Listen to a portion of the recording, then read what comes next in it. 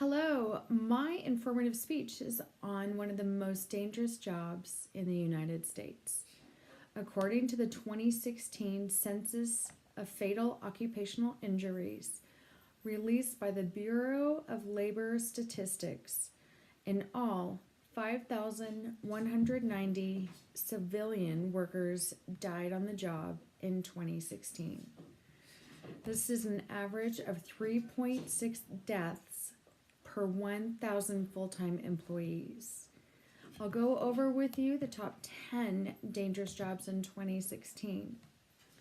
Now, with the Bureau of Labor Statistics, be aware that these numbers are also the number of fatal injuries per 100,000. So some of them that I will share will have a higher number of deaths than others. So keep that in the back of your mind. The number one most dangerous job are logging workers.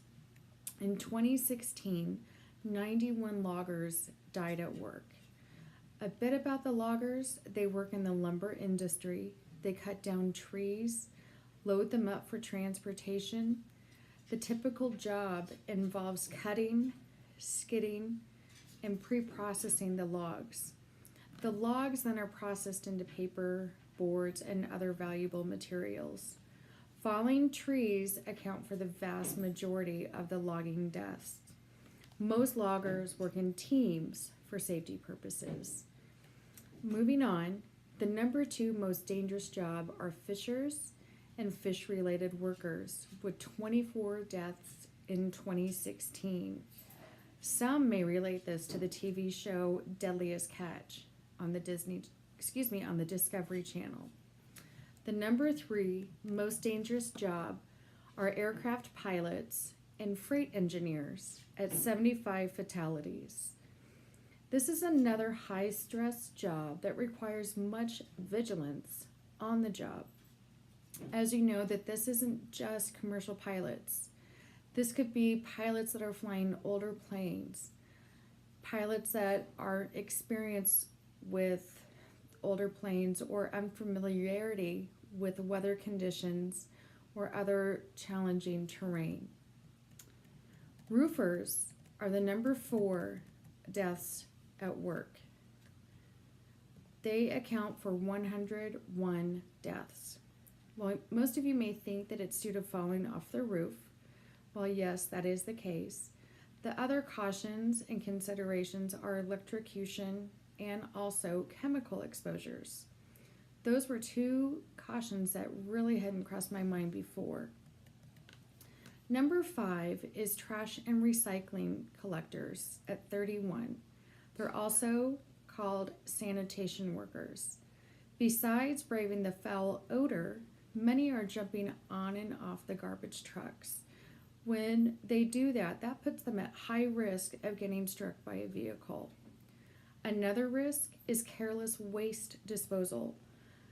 Things like acid or hazardous materials, even flammable materials. In addition, when items are placed in the bin, at times it will return fire and hit the workers, injuring them. Number six are iron workers and steel workers at 16 deaths. When you look at those large cranes in the sky, there's an iron worker who is working dangerously at his job or her job. They're trying to keep their balance.